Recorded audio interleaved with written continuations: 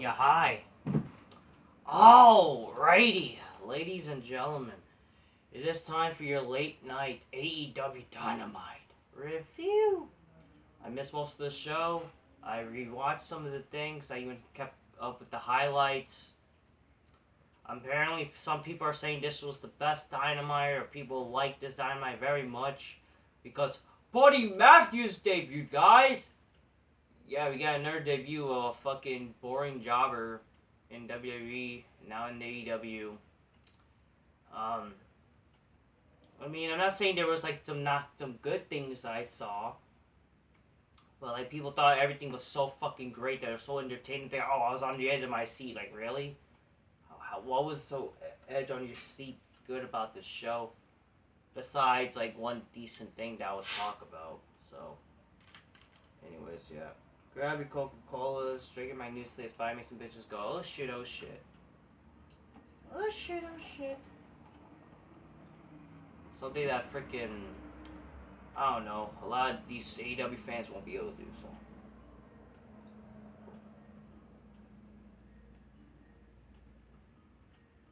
Oh. I'm getting a call. Okay, so, let's end this shit, shall we? I'm tired. Okay. So, Dynamite. What did Dynamite do? Okay, so Dynamite kicked off with a tag team battle royal. I mean, who doesn't like battle royals? But they're all a bunch of jobbers, so who fucking cares? And Red Dragon win the tag team battle royal to qualify for the triple threat tag team match at Revolution.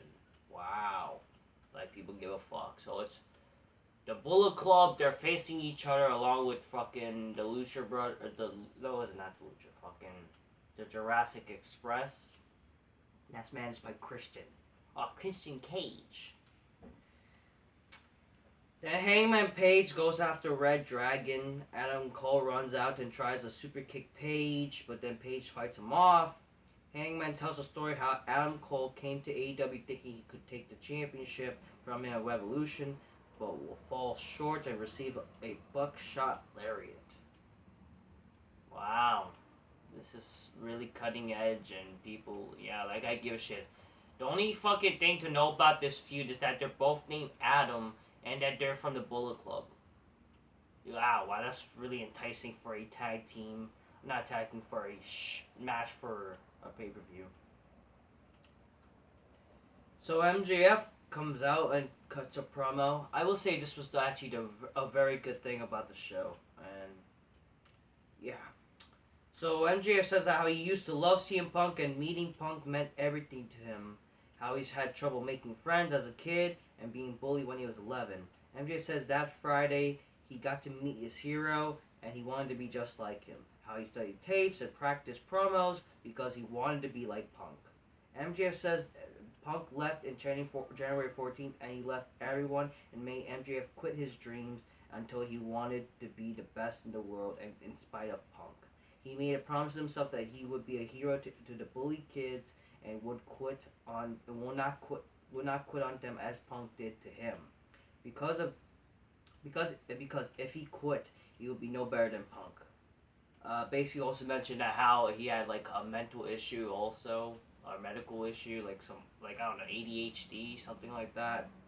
Then Punk comes out and says, "If the story is true," and he says it's true, and he just walks away and crying.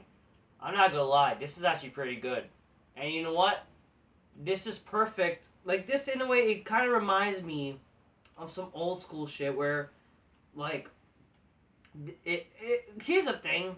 The gay thing is, like, if they decide, oh, he's gonna become a babyface, sure, it buys you to, like, thinking, this is a heartfelt, thing about MJ. But imagine him using this to fucking, make Punk look like a bitch, and then freaking that, cause this is how heels should be, they manipulate to make you think that to make you feel sorry for them, and then freaking as he doesn't see it, he freaking tricks Punk, to make, and then maybe he would actually prove himself that he is the greatest modern heel, You know what I mean there? So yeah, again, I am growing to being an MJF guy, and you know what? This is actually a good This was actually pretty good. Um, so yeah, like this was very good in terms of like making care of MJF, but not just that. Like hopefully this would lead to him getting like, some good heel heat that he's gonna like not like become a baby face or whatever. In a way, yes, it does help you buy into like him be if you're gonna make him be like a baby face, but imagine him doing the heelish shit after this. It would kind of ruin this promo. Like if he was to become a babyface, it's kind of be some gay shit. You know what I mean? There, like we're supposed to pretend about this guy being a good guy or whatever. It's not good. Even though it helps buy you into him, I guess, a little bit. It's just my opinion, though. Keep him heel, and just imagine like how much a heel he can be. So in a way, he does resemble some old school heel shit with this promo. So good on MJF. I will give him that. So yeah, imagine the heel heat though. Like fuck, that would actually be really good.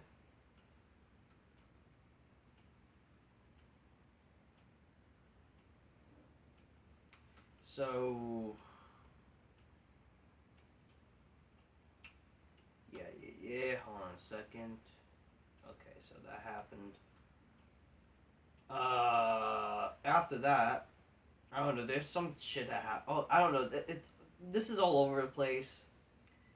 Um, Here's what I've seen so far. The Death Triangle defeated the House of Black after the match.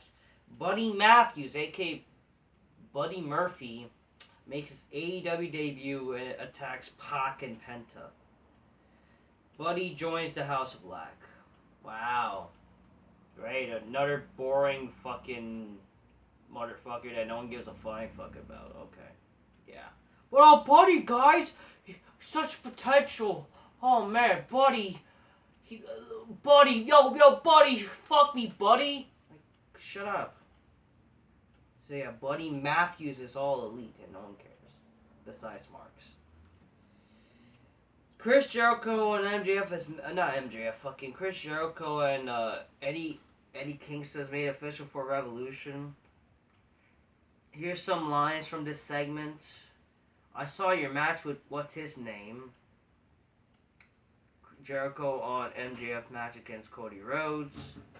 Chris Jericho, we are just down the road of Stanford, so maybe I'll give you some sports entertainment. Except this one will actually be entertaining.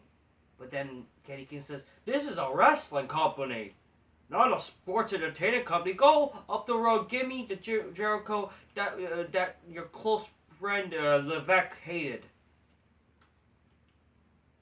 Okay, let me point this shit out. First of all, how is this fucking... Okay, apparently Jericho was referencing some wrestling terms, that, people are supposed to know, but, like, apparently, he uses them as a term, like, on television, but, like, freaking... And Kate says, what's a babyface? And, like, why is Jericho doing that? I think that's dumb. But here's the thing, let me fucking point this shit out. Professional wrestling is sports entertainment. Okay? And I made a video about this, or again, I did record a video that I might upload in the future. I record a bunch of videos that I'll upload in the future. Pro wrestling is sports entertainment. If people think saying, "Oh, I'm not a fan of sports entertainment crap," you're basically saying that you're not a fan of wrestling, because that's the most dumbest thing. Professional wrestling is sports entertainment. Okay? It's always has, always was. It's not just WWE that's sports entertainment. It's also AEW. Every wrestling show is sports entertainment. That's just a fucking bullshit excuse to trying to make it seem like, we're better than WWE, man. Yo, we edgy. Like, shut up. No, you're not. The AHFO, the Andrade Hardy, whatever the fuck it's called, challenged Sammy Guevara, Darby Allin singing a Tornado Trails match at Revolution. Okay. At least Sting is going to be in the show. And this is, I believe, the first time Sting and Matt Hardy are going to be involved in a match together. But, like, really? I mean, is it Matt Hardy even wrestling? I don't even fucking know. I don't care. I don't know. It's just dumb. Ricky Starks defeats 10, guys. Remember when they tried to make 10 like some big intimidating motherfucker? Then he lost to Adam Cole Gay, a small guy, and fucking now Ricky Starks, absolute gay faggot, really? And he's gonna be in the ladder match, whatever. Jade Cargill defeats Allie to retain the TBS title. God forbid the hot chick, wrestles, right, and wins. Jade Cargill says she will be soon 30-0 and asks who's left for her to defeat. Ty Conti comes out and Ty Conti challenges Jade Cargill for the title of Revolution. Jade takes out Ty Conti with a pump kick. Whatever. Then Keith Lee is backstage apparently, being interviewed but Ricky Starks and Powerhouse Hobbs interrupts. Starks tells Keith that because he is new here, he must learn the rules that Team Taz runs AEW. Then Keith and Hobbs have a stare down, but Starks tells them to save it for Revolution. Yeah, we're supposed to believe that this is some can't miss action or whatever there. On Rampage, it's announced that Britt Baker Thunder Rosa's contract signing. What? So they're gonna have a stupid dumb match? Wow. Serenity's 5-minute rookie challenge. Wow. Orange Cassidy versus Auntie Bones as face of Revolution qualifying match, and Sammy Guevara versus Andrade. Blah blah blah blah blah in a TNT title match. So apparently the updated card for Revolution is fucking Hangman Page versus Adam Cole, Britt Baker versus Thunder Rosa. Really, I hope Britt Baker wins. Jurassic Breast versus Red Dragon versus I don't know, the Young Bucks. I don't even oh no, it's gonna be some other stupid gay team. We all know it's gonna be the Young Bucks, I guess, for the triple tag match. Jade Carter versus Ty Conti for the US title. CM Punk versus MJF Dark Collar match. The soon to be announced, but yeah, John Moxley, Daniel Bryan's gonna fucking happen. No one cares. Chris Jericho versus Eddie Kingston. Then the fucking Face of Revolution ladder match. Keith Lee versus Wardlow versus Powerhouse Hobbs versus Ricky Starks versus 2 other people. Same Guevara, W. Allen Singh versus the Andrade House family, whatever the fuck they are. Here's the main event, by the way, people. I can't believe this was the main event, because this is a joke, even for AEW. Bryan Danielson defeats Sammy Guevara, or not Sammy Guevara, no, Daniel Garcia. Yeah, Daniel Garcia. Who the fuck is Daniel Garcia? And why is this guy main eventing? No one fucking knows who the fuck this guy is.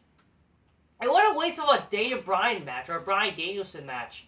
You might as well have done that, like, Bryan Danielson versus fucking Ambrose tonight, honestly. That would be a better match as a main event than this, or fucking, like, or just something. Like, Bryan Danielson versus, I don't know, some fucking fake, lovable wrestler or something. Heck, Bryan Danielson versus Darby Allin. Something. I don't know. It'll be more better than fucking Daniel Garcia. Why are we supposed to pretend that the fuck gives us fucking about Daniel Garcia? Seriously. Who the fuck is Daniel Garcia? Why should we pretend to care? Fuck off. Fuck off with this shit. John Moxley helps Bryan Danielson after he gets attacked by the stupid gay 2.0 faggots who are basically the Young Bucks, but like, I don't know, fatter. Then Bryan Danielson says that Mox told him that they couldn't fight together unless they bleed together. And if that's what he wants, then they can have their match at Revolution. Again, this makes no sense for a match. This is not a legit story. But don't be surprised if, he said he won't be surprised if Mox is the only one bleeding. Listen, I don't mind that this match is to happen in a pay-per-view, but there's gotta be a better story. Oh, I gotta bleed with you if I wanted to team up with you.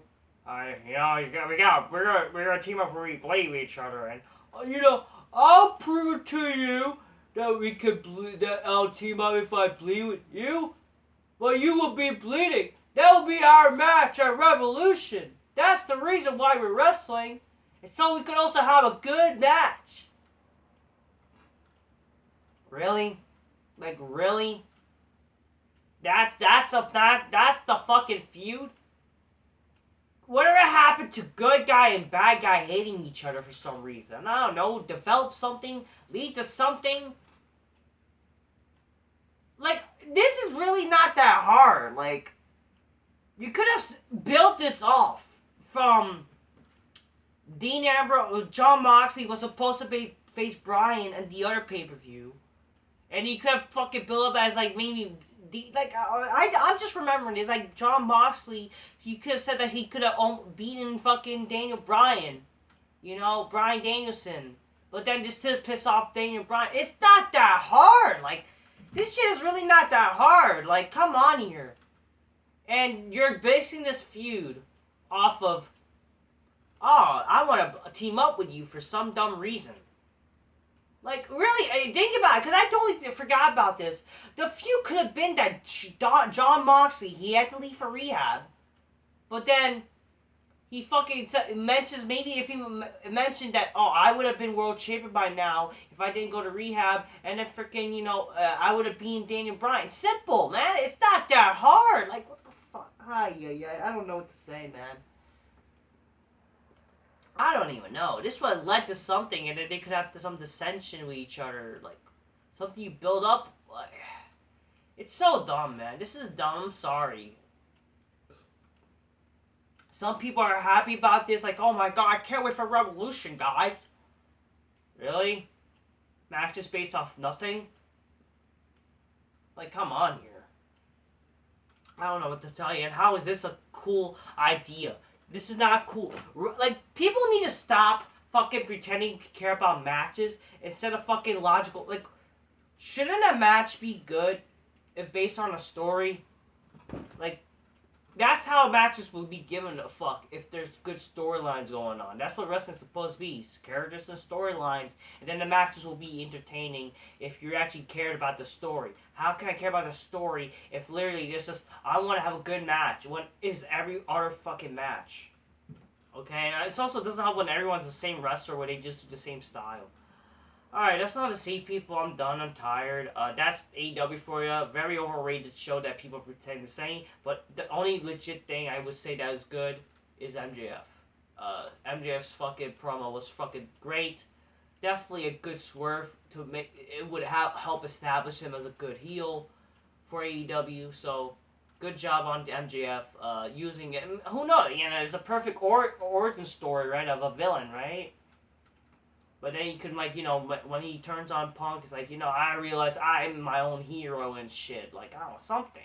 You know? So, yeah, that's all I have to really say. That's AEW for you. Yeah, that's my thoughts, and, you know. So, overrated type of show. Really boring. You know, so, yeah. That's all I say, people. Till next time, peace. Yeah, bye.